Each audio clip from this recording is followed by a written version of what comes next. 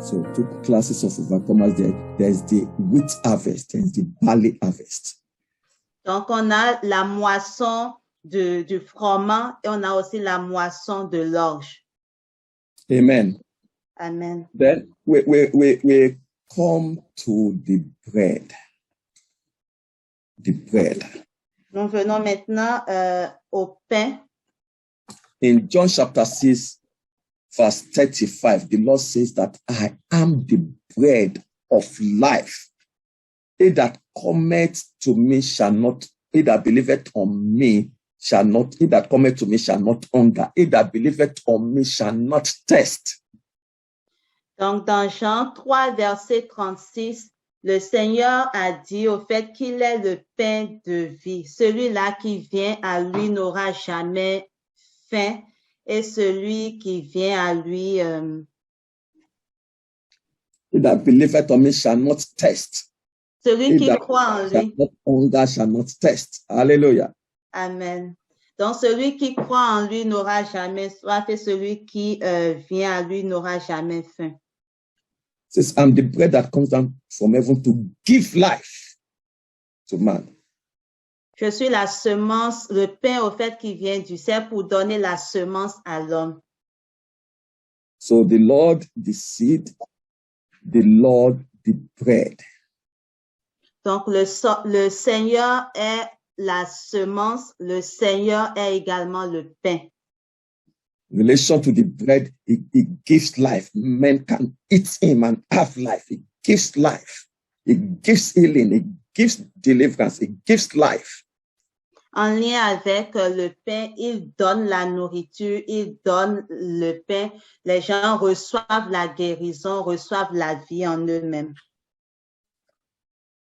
And you know, just like the seed, principally the Lord, and believers, the man of the kingdom, right? Because this says that the seed are the children of the kingdom, right? Just like we have that, the bread is the Lord, and also the believers that come to that life, that position of being able to give life. Donc, la parole, au fait, nous dit que la semence, c'est Christ, mais la semence, c'est également les fils du royaume. Donc, de la même manière, le pain, on sait que c'est Christ, mais également, ce sont également les enfants de Dieu. Au fait, ils représentent également ce pain-là qui donne la vie. So, in 1 Corinthians chapter 10, verse 17, we are said that we all be members of one body. We are members of that bread. The body of Christ, members of that bread. Donc, dans 1 Corinthiens 10, verset 17, il est dit que nous tous qui formons un seul corps, donc un seul pain, nous sommes également des membres de ce pain-là. Amen. Amen. And all of these things are important in understanding the harvest work. Et toutes ces choses sont importantes pour que vous puissiez comprendre l'œuvre de la moisson. Notice the processing that is required in processing seed, a corn of wheat, to become bread for men to eat. Regardez un peu tout le processus ou en tout cas, tout le chemin que cela prend pour transformer la semence jusqu'à ce que celle-ci devienne du pain, un pain qui va servir de nourriture aux hommes. Cela prend tout un processus. Amen. Amen. And, you know, there's a song we normally sing. It says, will you be poured out as wine upon the altar? Il y a un cantique que nous avons l'habitude de chanter qui dit, est-ce que vous serez comme versé comme du vin au fait sur l'autel? Will you be broken as bread to feed the hungry? Est-ce que vous parviendrez à devenir du pain pour que ceux-là qui ont faim puissent manger? Will you be sold out to me that I may do what I will? Est-ce que tu te vendras totalement à moi afin que je puisse faire ce que moi je désire en toi? So that you will become light and life in you, my word fulfilled. Afin que tu puisses devenir la lumière et vie, et qu'en toi ma parole puisse s'accomplir. So the song goes like this.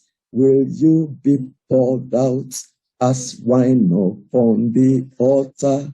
For me, will you be broken as bread to feed the hungry?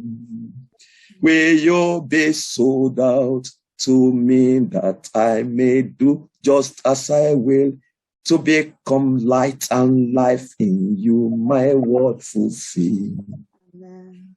Will you be poured out as wine upon the altar? For me, will you be broken as bread to feed the hungry? Will you be sold out to me that I may do just as I will, to become light and life in you, my word fulfilled? Amen. Hallelujah. Amen. Amen. Amen. So, the seed and the bread and all of these things are important as we go into meditation on the harvest. Donc, la semence ainsi que le pain, ces choses-là sont très importantes alors que nous abordons au fait le point de la moisson. Amen. Amen. I may suggest at this point, maybe we take a break, 10-15 minutes, so that Sister Sandra will rest. We take a break 10-15 minutes because we have spent about 1.5 hours now. We can take a break 10-15 minutes, then we continue. We are supposed to take questions, but maybe when we come back 10-15 minutes, we continue and finish this up. Then if we can take questions, fine. If we cannot, the questions can come in, then we can take them when we start again another time. Donc, ce qu'on suggère, c'est qu'on prenne une pause de 15-20 minutes pour le moment, pour permettre à certains de se reposer. Et cela, quand on va revenir, on va continuer sur le point actuellement en développement. Si on a le temps de prendre des questions, on va en prendre. Sinon, on va les prendre pour une prochaine fois. Amen. Is that good? Est-ce qu'on est d'accord? OK. Amen. Amen. So we take a break 10-15 minutes. Amen. Amen. Tu peux mettre pause.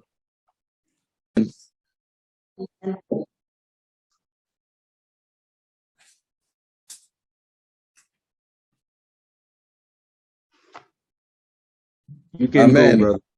Amen. Father, we give you thanks again. We receive divine help as we continue in this session, that we might feel the warmth of your presence and the power of your presence. In the name of the Lord Jesus Christ. Amen. Amen. Yeah, we have gotten a lot of questions. Nous avons reçu beaucoup de questions. They are not unexpected. I expected those questions. Elles n'étaient pas imprévues, je m'en doutais déjà. Yes, and we are going to look into them, and they are going to be very clear to us. On va les regarder toutes, puis elles seront beaucoup plus claires pour tout un chacun. We are not going to look into them now because I want us to understand these principles around the harvest first. Nous n'allons pas les regarder là maintenant parce que j'aimerais d'abord qu'on prenne du temps pour comprendre les principes en lien avec la moisson. we are going to be able to look into them later, maybe when next we pick this subject. Donc, nous allons les regarder par après, peut-être la semaine prochaine, une autre fois lorsqu'on va reprendre ce sujet. But there's a book that I will commend to you that you can read ahead of time that deals with many aspects of some of those questions. Yeah. Mais il y a un livre que je vous recommanderais peut-être, vous pourriez le lire, qui résume pas mal la plupart de ces questions-là. And that book is The Abomination That Makes Desolate. Et ce livre-là, c'est l'abomination qui rend... yeah. Qui cause la désolation. Qui cause la désolation, c'est ça. Merci. Yeah, I'm sure that some of you already have that book. Je suis certain que certains d'entre vous possèdent déjà ce livre-là. Yeah, it addresses many of those questions, and the ones that what is not clear will also cover. When we pick this subject, we'll be able to get into them. Donc, certaines de ces questions sont pas mal abordées dans ce livre. Puis, lorsque nous allons reprendre par après sur ce sujet, nous allons pouvoir couvrir les autres aspects qui ne sont pas répondus. So we'll continue in relation to understanding the basic principles around harvest. And while we are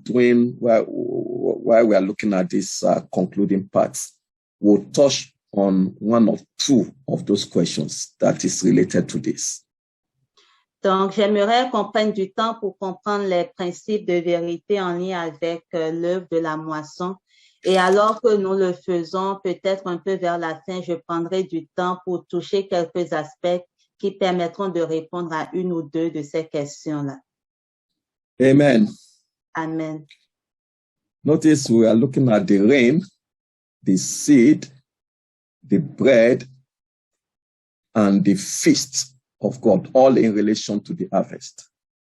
Donc, rappelez-vous, nous sommes en train de considérer les 4 éléments, à savoir la pluie, la semence, le pain, ainsi que le festin, et tout cela en lien avec l'œuvre de la moisson. In Leviticus chapter 23, verses 1 and 2, we see something in relation to the feast of God. Dans Lévitique 23, 1 à 2, nous voyons quelque chose qui est relié avec le festin de l'Éternel. Amen. Amen. The very word feast speaks of a time of joy, a time of celebration. Dans le mot festin nous parle d'un temps de joie, de célébration. It implies that there has been an harvest. Cela implique qu'il y a eu un temps de moisson. The joy of the harvest, the rejoicing that the harvest brings. La joie de la moisson, la réjouissance qu'apporte la moisson. The harvest of redemptive blessing, the celebration, the joy that comes with it. Donc, on parle de la moisson des bénédictions en lien avec la rédemption, toute la joie qui vient avec cela. But let's read Leviticus 23. Read verses 1 and 2. You can read verses 1 and 2. Donc, Lévitique 23, 1 à 2, je vais le lire. L'Éternel parla à Moïse et dit, « Parle aux enfants d'Israël et tu leur diras, les fêtes de l'Éternel que vous publierez seront de saintes convocations. Voici quelles sont mes fêtes. » Amen. Amen. Then let me read verse 10, then you will also read it. Verse 10 says, Speak unto the children of Israel and say unto them, when you come into the land which I give unto you, and shall reap the harvest thereof. Then shall you bring a sheaf of the first fruits of your harvest unto the priest. Amen. Je vais lire le verset 10 du même chapitre. Parle aux enfants d'Israël et tu leur diras, quand vous serez entrés dans le pays que je vous donne et que vous y ferez la moisson, vous apporterez au sacrificateur une gerbe, prémisse de votre moisson. Amen. Amen. When you come into the land that I give unto you, and you reap the harvest, then you shall celebrate the feast. You shall bring an offering to the Lord. You shall celebrate the feast. Quand vous serez entrés dans le pays que je vous donnerai, alors vous allez célébrer cette fête, ce festin. Vous allez apporter une offrande à l'Éternel et vous allez, cela après la moisson. When you have entered into the land and reaped the harvest of a redemptive blessing, it is associated with the celebration of a feast. Quand vous serez entrés dans le pays et que vous aurez moissonné tout ce qui est en lien avec la rédemption, c'est en cela que vous allez célébrer le festin. Amen. We shall look at that, how it relates to the plan of God, this present time, the church age, and all that. But we just want to take that principle. Nous allons regarder en quoi cela se rapporte à nous, au temps présent, au temps de l'Église, mais nous voulons d'abord prendre du temps pour établir certaines vérités. So there is the rain, there is the harvest, and there is the feast of the Lord. Donc, nous avons la pluie, nous avons la moisson et nous avons également les fêtes de l'Éternel. Many scriptures talk about the feast, but we just want to read Isaiah chapter 24 to bring out something important. Isaiah 24, verses 6 and 7. Il y a plusieurs passages qui n'ont pas des fêtes, mais nous voulons prendre celui d'Ésaïe 24 qui nous montre quelque chose de très important. Ésaïe 24, 6 à 7. So I'm going to read Isaiah 24, verses 6 and 7. It says, Isaiah 25, not 24. Isaiah 25, I meant. Isaiah 27, verses 6 and 7. It says, and in this mountain shall the Lord of hosts make unto all people a feast of fat things, a feast of wines on the list, of fat things full of marrow, of wines on the lees well refined. And he will destroy in this mountain the face of the covering cast over all people, and the veil that is spread over all nations.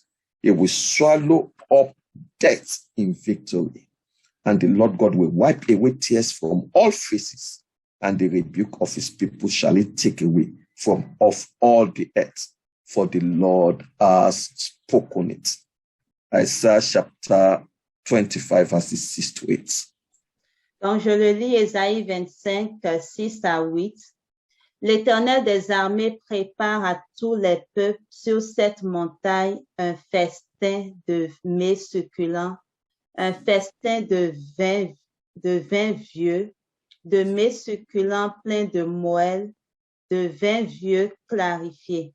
Et sur cette montagne, il anéantit le voile qui voile tous les peuples, la couverture qui couvre toutes les nations. Il anéantit la mort pour toujours. Le Seigneur l'Éternel essuie les larmes de tous les visages. Il fait disparaître de toute la terre l'opprobre de son peuple, car l'Éternel a parlé. Amen. Amen. Amen. A feast of fat things full of marrow, of wine well refined. It brings our mind back to what we observe in Isaiah chapter 5 concerning the vineyard of the Lord. Donc, il parle ici d'un festin de mets succulents de vin vieux. Cela vient mettre en lumière également quelque chose qu'on a vu dans le passage d'Ésaïe 5. In the vineyard of the Lord, there is the tower, there is the wine press, where wine is produced. Dans la vigne de l'Éternel qu'on voyait dans Ésaïe 5, on a vu qu'il y avait une tour que le Seigneur avait établie et il y avait également une cuve pour pouvoir presser le vin.